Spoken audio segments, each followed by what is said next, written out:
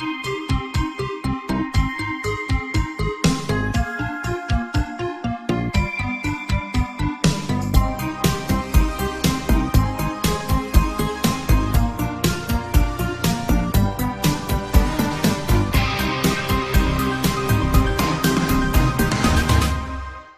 silicon chip and time travel.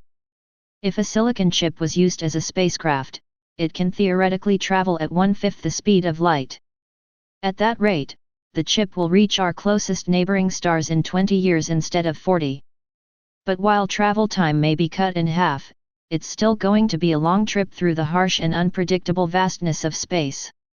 Aside from extreme changes in temperature, the silicon chip also has to bear enormous amounts of radiation, which is bound to eventually cause device deterioration and degraded performance.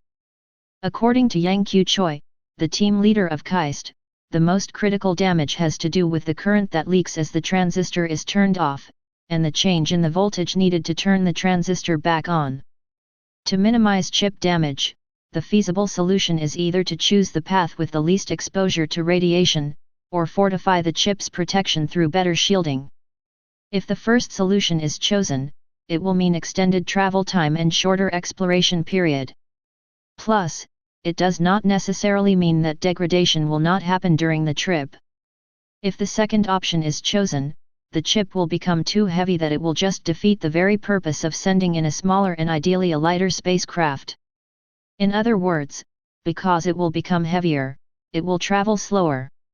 Now there's a third solution, a self-healing silicon chip.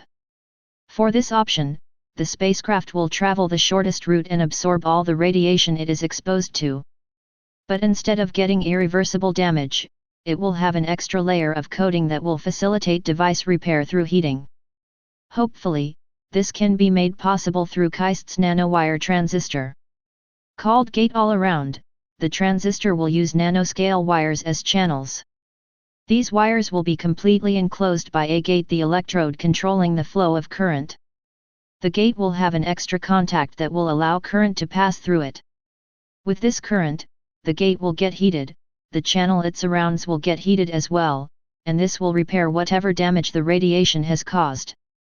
The technology was presented a few days ago in San Francisco at the International Electron Devices meeting.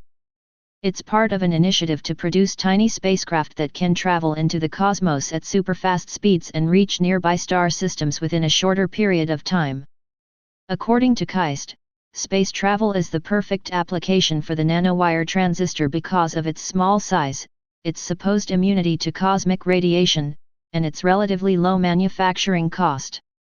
While the technology might still be a long way from becoming real and tangible, we're optimistic that it will be given the time, effort, and funds needed to ensure it will not remain at its experimental stage.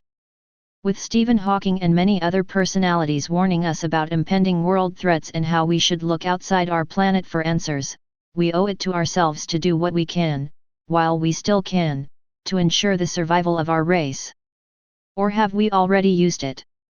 In another video we talked about how the government suppresses free energy technologies.